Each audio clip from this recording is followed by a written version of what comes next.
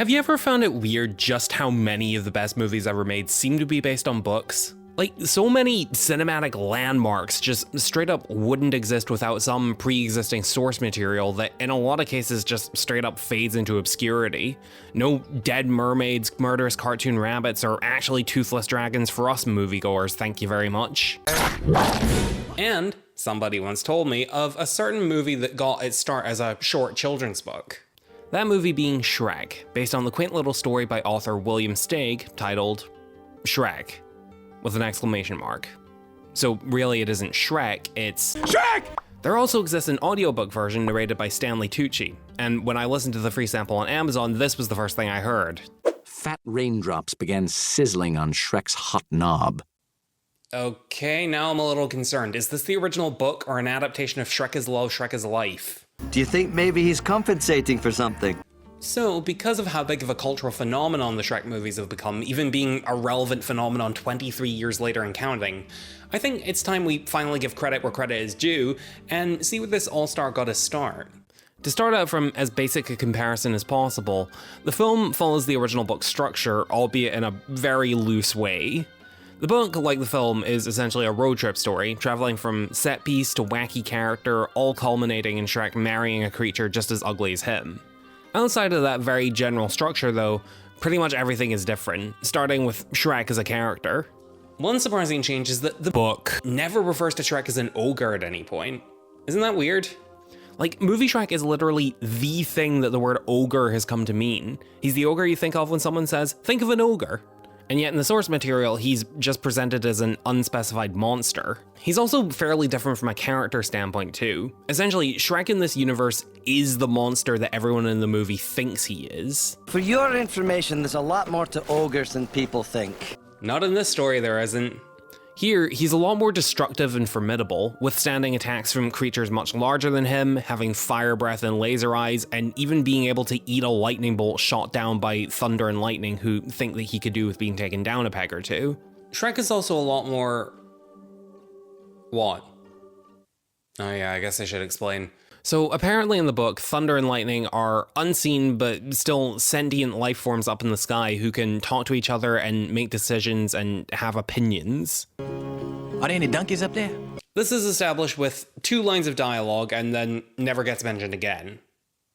Anyway, Shrek is also a lot more antagonistic and actively takes pleasure in the world around him being disgusted and terrified by him. This was something that initially seemed like it was going to be the case in the movie, as Shrek seems to enjoy scaring off the villagers that come to kill him. And stand! That is until the movie goes on and we see that the fact that the whole world hates him and wants him dead is deeply upsetting for him. People take one look at me and go, ah, help, run! A big, stupid, ugly ogre.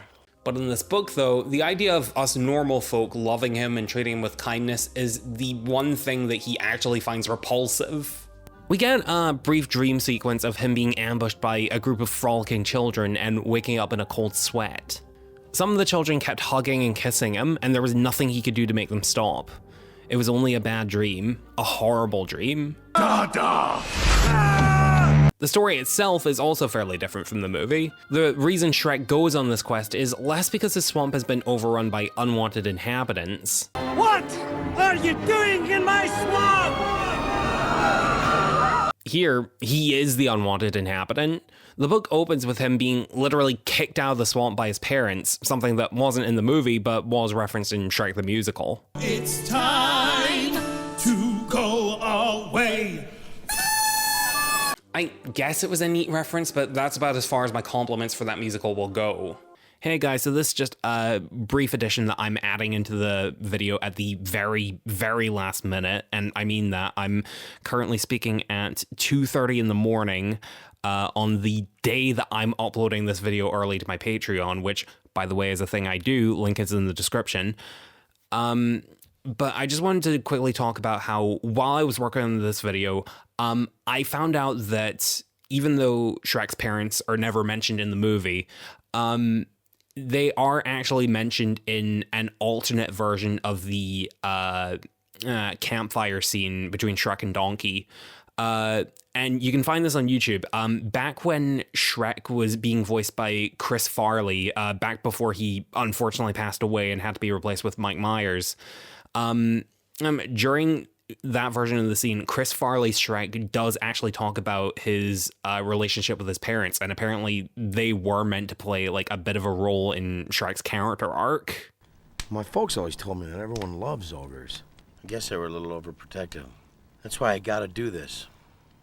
I want them to know I can take care of myself. You want to make them proud. Yeah. And while Shrek is looking for a princess, he's not doing it as a job for someone else, only to fall in love with her along the way. Here, he's looking for her specifically to marry her. But if the plot really is so different, how much of the movie actually originates from the book? Well, there is a talking donkey. He's not really friends with Shrek and only has about 2 pages of relevance within the story. Essentially, DreamWorks looked at an extra and, for lack of a better way of putting it, turned him into an actual character. Cool. I mean, I guess that makes sense. There aren't really many traditional fairy tales involving a talking donkey, so I suppose he had to have come from somewhere. The dragon shows up. It's much less of a traditional dragon design than what the movie was going for, instead being white with orange spots. To be fair though, I think the movie changing that was probably for the best. I think if you want to make the dragon intimidating in the movie, it's probably not the best approach to go with a design that looks like a sock. In the book though, Shrek is not at all intimidated by this thing, quote unquote swaggering into the dragon's forest to confront it, presumably with the exaggerated swagger of a green ogre. I can cut a rug, bust a move, boogie woogie. The dragon tries to harm Shrek but is completely unable to, with Shrek brushing off any attacks thrown at him.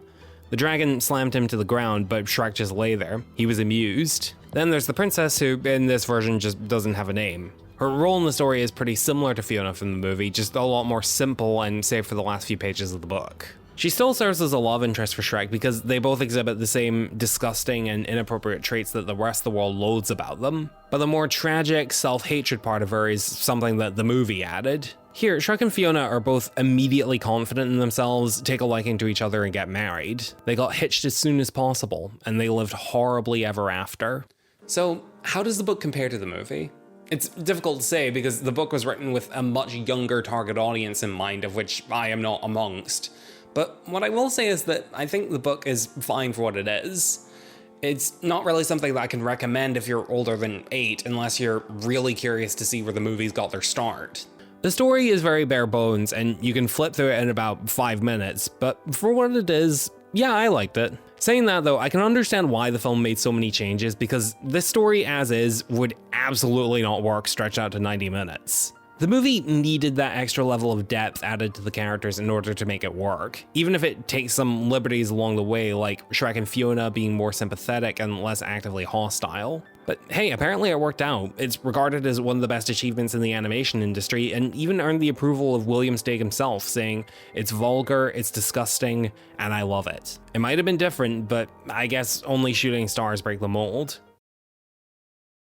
Once upon a time, there was a semi-decent YouTuber, but he had a 9-to-5 job of a fearful sort, which could only be broken by Patreon donations. He offered incentives on his Patreon page, such as early releases of upcoming videos, shoutouts at the end of videos, and alternate thumbnails made during the video making process, as he waited for patrons and their generous donations. Like that's ever gonna happen. What a link in the description.